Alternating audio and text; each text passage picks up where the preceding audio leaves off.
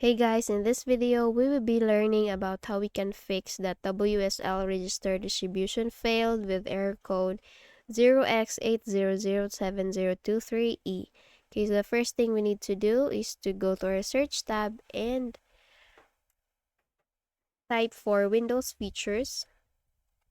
Okay, under best match, so this option will come up, so just click on it and this window will come up on your screen. So here we have to locate for the option that says Windows Subsystem for Linux. So just scroll down a little bit and here you will find it, this one. Okay, so once you found it, just make sure that the box before the option is checked. And once it's already checked, you can now click on OK and then we can now exit and you can now restart your computer. So if the first method didn't work for you, here is another method. So we can go again to the search tab.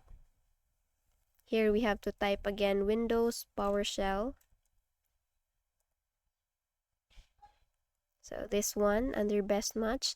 Here we have to right click on it and then click on run as administrator and just click yes. And then this window will come up on your screen. So here we have to paste the command that you will find on the description box below. So just paste it here and then click on enter. Wait for it to load. And here you will be asked to restart your computer, so just do so. And once you're done with this step, please go ahead and restart your computer and hopefully that should fix your problem.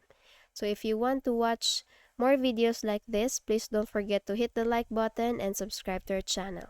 Thank you for watching this video and see you on the next one.